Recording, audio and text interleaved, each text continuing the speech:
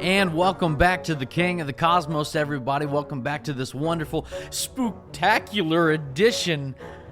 Okay, I guess we'll stop. Anyways, I hope you're all having a good day, and we got something to talk about before we get into the study in Matthew 9, and that is pertaining to Halloween. Right around this time, you probably have noticed that Christians tend to get a little bit antsy. Well, it's the devil's holiday and things like that. Is that actually true? Should we be Puritans, Pharisaical about this at all? Should we be doing that? No, we shouldn't. We have a very good brother here who loves Halloween. It's his favorite Halloween. But does that necessitate that he is therefore worshiping Satan on that day? And most of the people who argue about this, and we'll cover this really quick, because we do want to get into the study, and we want to get into a commercial that was released yesterday. But Christians tend to get a little bit tense over this topic about Halloween. Churches shouldn't have trunk or treat in their parking lot and things like that. Where do they get that from? Well, they go back to the roots of the holiday, All Hallows Eve itself. And they'll say, well, because it had satanic origins or it had a pagan origin, therefore, the costumes and candy that we're doing on that day, well, that's all in worship to that pagan god. Except that's not how you do anything. That's not how that works. That's a massive leap. So I'm one of those crazy people, and yeah, you can call me crazy. I'm one of those crazy people that actually believes in glorifying God in all things. I'm a real 1 Timothy chapter 4, verse 4 guy when it comes to a lot of things. And let me just turn over there really quickly for you. Of course, I can quote it by myself. I don't need to look at the verse and see what it actually says. I could quote it off the top of my head. I'm just doing this for your benefit, even though you're not even looking at the Bible. So, okay, 1 Timothy 4:4. For everything created by God is good. Nothing is to be rejected if it is received with thanksgiving. I believe in, call me crazy, I believe in giving God glory in all things, okay? I really do. I believe in, putting all things under the feet of Jesus, and I believe giving thanks, and nothing is to be rejected and everything like that if it's received with thanksgiving. And Halloween is just one of those times. Now, it would be a completely different discussion if, yes, our children were out there in their costumes getting candy, sacrificing their cat to a pagan god. Okay, yep, we would definitely have a problem at that point. You're right. But that's just not what we have. Brothers and sisters, that's not what we have. But when it comes to a whole lot of that, their main argument, okay, and I mean this with all love, all respect and everything, their main argument tends to be, well, it had pagan origins. And so because it had pagan origins, we should not be using it. Well, then, okay, so let's be consistent. Let's be consistent for a moment. I'm going to call you, brother or sister, to consistency, okay? If you're going to hold that kind of logic, and most of the time people that hold that kind of logic also don't celebrate Christmas. So if we're going to hold that kind of logic, then I am going to ask you to never use the names of the days of the week ever again, okay? Monday, Tuesday, Wednesday, Thursday, Friday, Saturday, Sunday. Be consistent. Don't use those ever again. You want to know why? Because those too have pagan roots. Each of the names of the days of the week, they come from a god, either Norse mythology or Greek mythology. Let me read this from you from Webster's, okay? 5 days of the week, named after gods. Tuesday was named after the Germanic god of war, 2.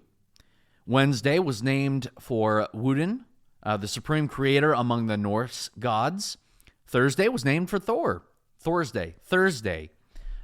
He's the god of thunder and everything. Just watch the Avengers, you'll see. Friday was named for Frigga, which is the Norse god of marital love. Saturday was named for Saturn, who's not a Norse god. That was a Roman god. So, if we're going to be consistent with that, then we shouldn't be using the names of the days of the week anymore. But you're not going to do that. No one would do that. Why? Because your intent in using those things is not to give worship, honor, or praise to some pagan god. Of course it's not. You're just using what's at your disposal. You are using it as a day marker, okay? That's your intent. Your intent is not to worship a pagan god. And it's the same with Halloween today, October 31st, which is also Reformation Day. Happy Reformation Day. And you can't operate like that. Look, I'm also a big believer in Christian liberty, okay? And Christian liberty is all about, if God has not specifically spoken on something, you have the liberty, if it is not sinful, to either do it or not do it. That's completely up to you. Let your conscience be your guide on that, okay? And always let your conscience be your guide.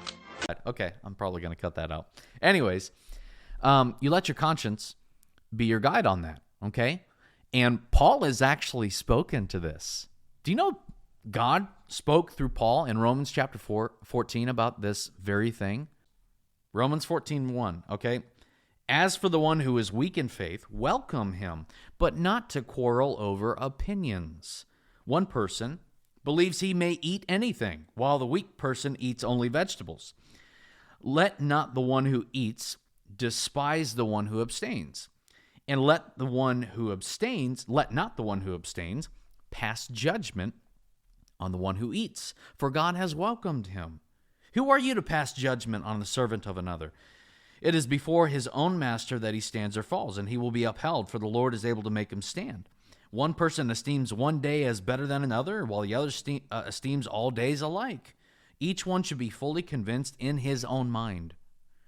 The one who observes the day observes it in honor of the Lord. The one who eats in honor of the Lord, since he gives thanks to God, while one abstains in honor of the Lord and gives thanks to him. I'm reading the entire passage on purpose, okay? For none of us lives to himself, none of us dies to himself. If we live for the Lord, and if we die to the Lord. So then whether we live or die, we are the Lord's. Let's go on down to verse 13. Therefore, let us not pass judgment on one another any longer, but rather decide never to put a stumbling block or hindrance in the way of a brother, okay? I know and am persuaded in the Lord that nothing is unclean in itself, but is unclean to anyone who thinks it's unclean. Long story short, there are passages in the Bible, like in Romans 15, like in 1 Corinthians 8 about food being offered to idols. For Romans 15, don't pass judgment on one another. It all has to do with Christian liberty and Christian conscience. When it comes to the food sacrificed to idols in 1 Corinthians 8, well, I mean, the weaker brother, as Paul describes it, will say, hey, that meat has been offered to an idol, and so in my conscience, I can't eat that.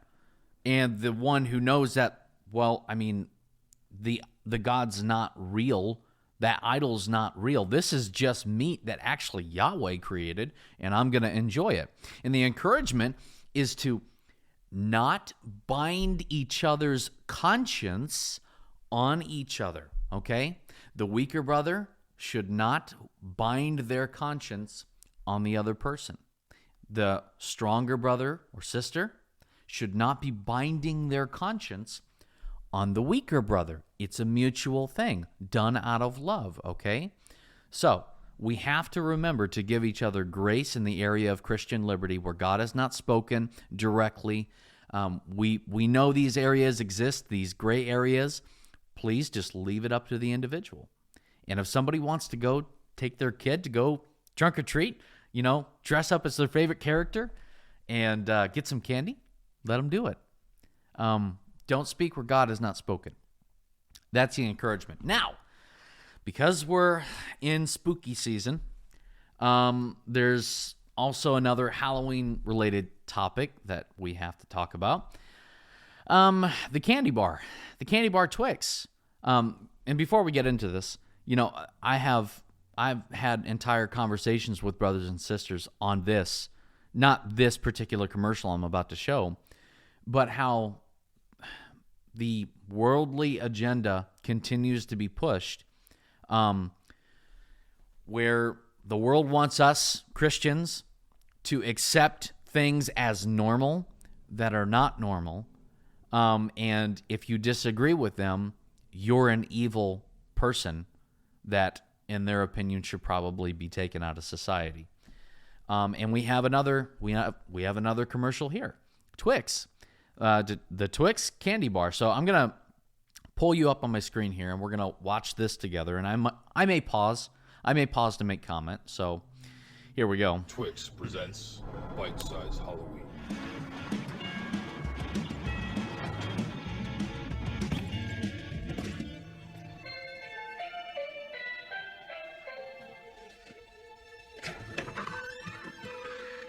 Hi. I'm your new nanny. I don't need a nanny. So, okay. So far, kid in a dress, which, because it's in our context today, I already know where it's going. You already know where it's going. But hey, it still may be Halloween. Don't know yet, but we have a good guess. Well, your parents seem to think you do. What's your favorite color? Black. Other than black. Oh, charcoal. So, okay, notice so far, not a single candy bar in sight. This is a Twix candy commercial, okay? Not a single candy bar in sight. Just a boy in a dress so far. And then here's where it started. Why are you all dressed up? It's not Halloween yet. Can I help you? Are you a good witch or a bad witch? Do you want to find out? Okay, I have to pause it again. So, the setting has now been laid. It's not even Halloween yet, okay? They wanted to make this clear. It's not even Halloween yet, and there's a boy in a dress. Very clear where they're going. You buckled?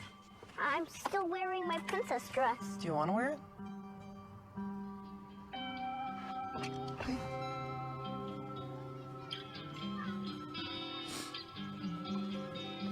Hey, you! Princess! You look like a girl. Why? And here comes the dissenter, the person who, in a very caricatured way, okay, is supposed to represent anyone who believes in gender roles, anyone who believes that God made male and female, anyone like that, okay? That's who this represents, and it's overly done. He's the bully, he's the bad guy, and he needs to be taken out, is the picture here. Why are you wearing that? Dressing like this makes me feel good. Is that your nanny? She looks weird. You look weird, your nanny looks weird, you guys are both weird. No, we're just different. Boys don't wear dresses. Whoa! Whoa! Where is it coming from? What's happening? Oh! And the kid's gone. He's absolutely gone.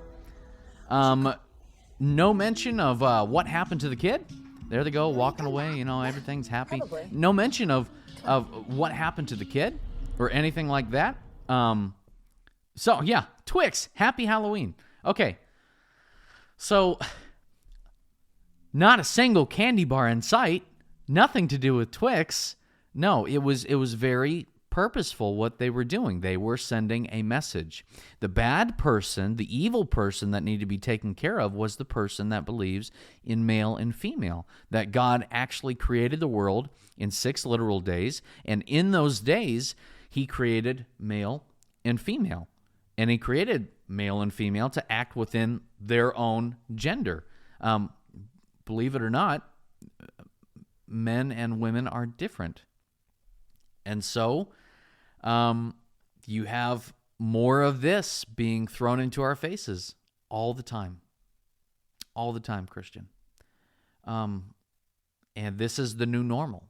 In fact, it's going to get worse. If you don't think that the hate crimes that are just hate crimes now won't be enforced by law, look around the world. I'm pretty sure in England, I'll have to look this up later, but I'm pretty sure in England, you do a hate crime, their definition of a hate crime, and you get fined.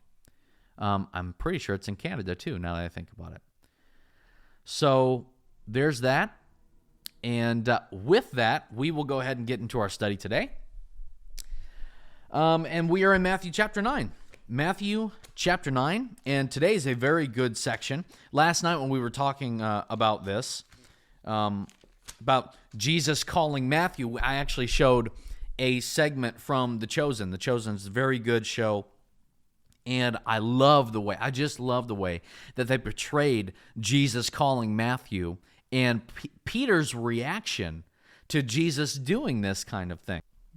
And Peter's reaction was, Lord, do you know what you're doing? Because this is different. This is a tax collector. He's not good. He's not good enough to be your follower. That's what Peter was kind of saying. At which point Jesus says, well, get used to different. And I love that line. So let me read the text to you, okay? Matthew chapter 9, verses 9 through 13. As Jesus passed on from there, he saw a man called Matthew sitting at the tax booth, and he said to him, "Follow me." And he rose and followed him. And Jesus reclined at the table in the house. Behold, many tax collectors and sinners came and were reclining with Jesus and his disciples. And when the Pharisees saw this, they said to his disciples, "Why does your teacher eat with tax collectors and sinners?" But when he heard it, he said, "Those who are well have no need of a physician, but those who are sick. Go and learn what this means. I desire mercy and not sacrifice, for I came not to call the righteous, but sinners." So this is the first time that Matthew is brought up in the narrative in Matthew. Okay, this is his gospel, and now he's being brought up. In the other accounts, in Mark and Luke, Matthew isn't called Matthew. Matthew is called Levi. Matthew is the one that gives himself this name, either by Jesus or whatever. He's called Matthew here, and we don't really know a whole lot about what happened to Matthew. There's very, very little information to go off of. There's more information to go off with Peter and Paul and John. Not a whole lot with Matthew. The church tradition, as in Fox's Book of Martyrs, written in the 1500s by John Fox, he records Matthew's death as taking place in 60 AD. And it was when Matthew apparently went to Ethiopia to preach the gospel, and he got his head cut off by a halberd. And I'll put a picture of a halberd up here. This is what a halberd looks like, okay?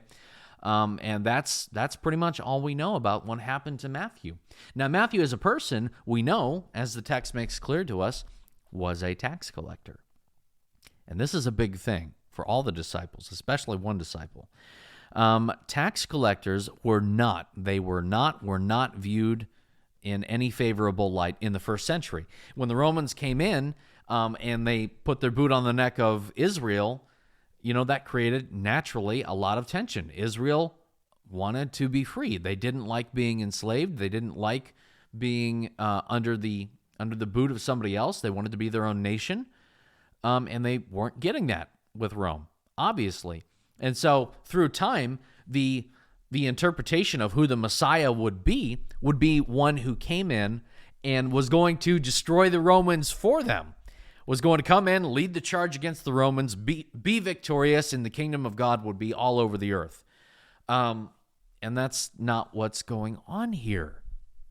It's it's not what everyone's expecting. Now, when the Romans came in, they set up a bunch of taxes, okay? You had the head tax, which is like the census, okay? You had the land tax. If you own any land, you had to pay tax on that. And there was the custom tax, okay? The customs tax was done by individuals, and Matthew seems to be one who collected customs tax. It would be along roads. They would have road tax. If you wanted to pass through a certain gate, you had to pay a tax through that. If you were bringing any goods through, if you were bringing any goods through by port, seas or anything like that, well, you had to pay a tax on that as well. There were a lot of taxes going on, a lot of taxes, and they didn't like it. Now, what did not make it better was that they didn't just have Roman officials collecting these taxes. They had Jewish people collecting these taxes. And it wasn't that the Jewish people were forced to do this either, okay? And it wasn't even that they could voluntarily do this job. What made this so bad for a lot of people is that you had to bid to get this job. You had to put money on the table, and the highest bidder got a job in a region as tax collector, okay? And why people bid on this job is because you could put your own spin on it. You could put your own percentage, your own commission, if you will, on collecting taxes. Caesar required so much for taxes on, customs or whatever it was. And you, as the tax collector, well, you needed to make a living, so you put your own percentage on there, okay? That didn't make people happy, that they knew that their own brothers and sisters were siding with the Romans, helping them collect money out of their pockets. They didn't like that one bit, okay? And they were very much viewed as race traitors back then, very much. And it did not make it better, once again, did not make it better that some of these tax collectors were extraordinarily known, okay, for being what's called tax farmers. And that means that they were a tax collector, but the percentage that they gave themselves on collecting taxes was huge. It was grossly huge. They were stealing from their people, and everyone knew it. And so it got so bad that eventually in the Mishnah, in Torah 7:6, as I look at my notes because I'm a professional, Torah 7:6, in the Mishnah, if a tax farmer entered your house, they were viewed, the house would be viewed as unclean, ceremonially unclean. Coffee break. So it was not, they were not favored in the society at all. They were seen as the lowest of the low. Tax collectors, if you look at the gospel narratives, they are always grouped in a group with prostitutes and adulterers and sinners, okay? They are in that group. They were not favored. They were hated. And so when Jesus goes ahead and he calls Matthew to the disciples, this is like, whoa, I can only imagine what the scene would have looked like, probably a lot like what The Chosen has. When Jesus calls them, the outrage that they would have had at this. And to make matters worse, Jesus would later on call Simon, not Simon Peter, Simon the Zealot. Now, Simon the Zealots in that time were the extremists of the day. Barabbas was an extremist, and extremists, they really did believe that the Messiah was going to come and conquer Rome, and they were going to be the ones who initiated it. They were the ones that went around killing Roman officials. They were the ones causing uprisings all the time. They were zealots. They were very violent people. And so if the normal Jew viewed a tax collector as, scum of the earth, then a zealot who had a much greater zeal for Israel, they would have wanted to kill tax collectors. And I meant to do it yesterday, but I should have looked in Josephus to see if there were any accounts of zealots actually killing tax collectors. It would not surprise me, because they were race traitors. This was highly uncomfortable, I'm sure, for Simon the Zealot to try and get along with a tax collector named Matthew. I mean, we all have that kind of problem. The reason why that this is a good lesson is because we as human beings, we love to automatically, in our own minds, view somebody, a type of somebody, a class, a group, as harder to save than somebody else. And that's essentially what the Pharisees did. That's exactly what the Pharisees did when they said in verse 11, okay? When the Pharisees saw this, they said to his disciples, "Why does your teacher eat with tax collectors and sinners?" Because what they were expecting is the Messiah to come and find the Pharisees, the religious elite, to pair up and buddy up with them. But he's not doing that. This proclaimed Messiah is not doing that. And why that's a problem is because the Pharisees, the religious elite, looked down on another group of people, and they thought themselves to be more righteous than they were. And that's what Simon the Zealot would have done. And this is what humanity does all the time. We love limiting salvation to certain groups of people because we don't like them. They've done something wrong. Their ancestors did this, so it needs to be harder for them to be saved. Not impossible all the time, but, it needs to at least be harder for them to be saved than us, whoever the us is. Jonah had this mindset. Jonah in the book of Jonah, Jonah and Jonah. Really, go figure. But God called Jonah to go ahead and go preach to Nineveh, which was a city of Assyrians. It was in Assyria. In Assyria, as scholars have said, were the Klingons of the Old Testament. They would do terrible things. They would go into a city and they would cut people's noses and lips off, keeping them alive as slaves. They would just do terrible, terrible things. I'm not going to list all the things that they've done, but they were pretty nasty.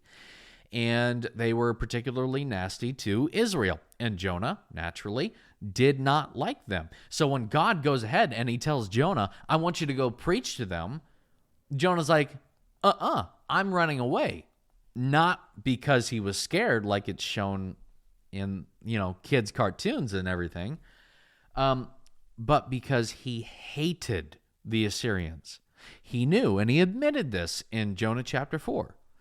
He knew that if he obeyed God and went to go preach to Nineveh, they'd repent. And if they repented, that means God was going to forgive them. And Jonah wasn't about to let that happen. Jonah was not going to be a piece of that. His hatred of them, of this group of people, was so thick because of what they had done, what their ancestors have done, and everything like this, that he'd rather see them damned than saved. He really would. Human beings have always done this. Jonah's time, first century. Mormons? Yeah. The Book of Mormon.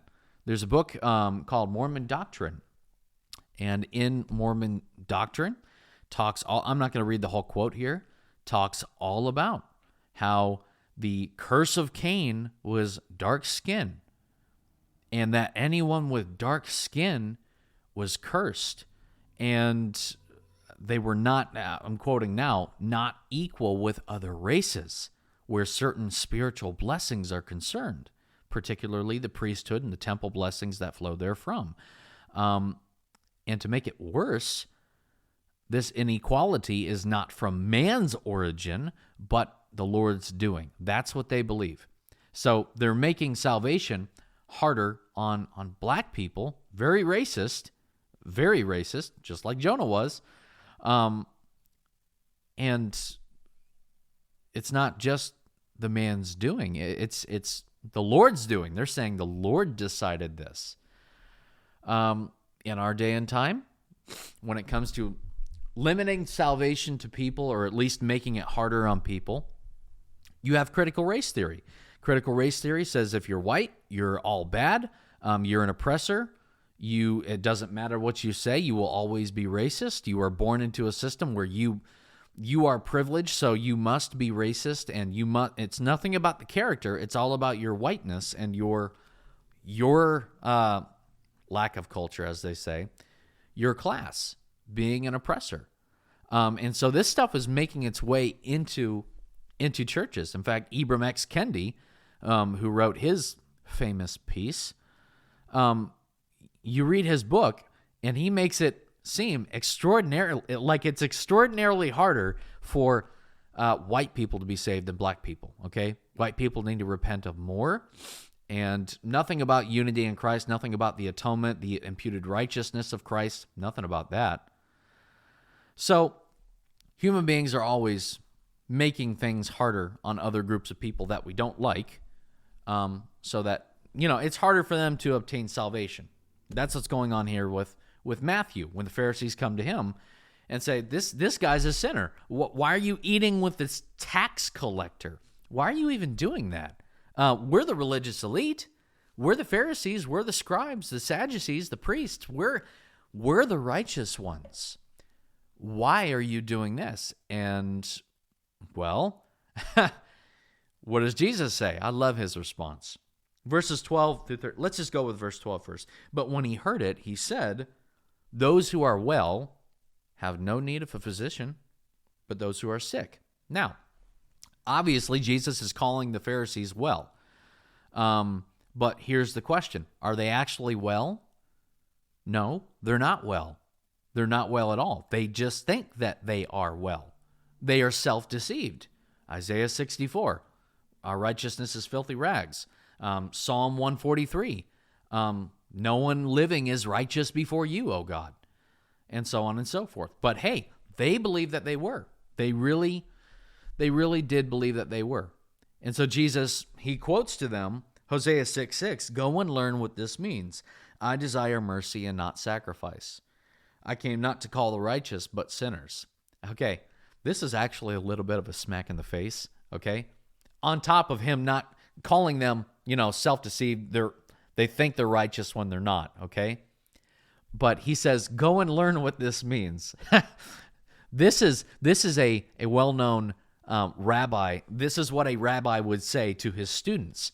Go and learn what this means. It was a phrase that rabbis would use when they're teaching unlearned people. And Jesus is using this against the Pharisees, who should have known better. They didn't understand what Hosea 6:6 was all about. I desire mercy and not sacrifice. Now, what does that mean? I made a video just a few days ago, the Sermon on the Mount. If you have not seen that, go check it out. It took so long to make, but from all the reaction I'm getting from it, it was worth it. And one of the main points that's brought out in the Sermon on the Mount that Jesus continues to preach on as he's going through his ministry is that it's not about the externals only. It's about the internals. And the internals directly lead to the externals. The Pharisees thought that because I did all these righteous deeds, I did the commands, therefore I'm more righteous than somebody else. But their hearts were far from him. The internal problem was not done. Their heart wasn't given over to the kind of love that God calls us to have. So Jesus had to show them the kind of love that God has. The hesed, steadfast love, loyal love, caring love. Love that sits with tax collectors and sinners in order to bring them the light of the truth of God's word. So Jesus did that. Like I said, if you haven't seen that video, go look at it. And please share that video. Get it out to a whole lot of people. I think that's where we're going to end it today because I know that we're getting close to time. Hope that you enjoyed the lesson. Be safe this weekend. Please be safe this weekend. Have a good time. I'll see you all Sunday. Love you all. Take care, and God bless.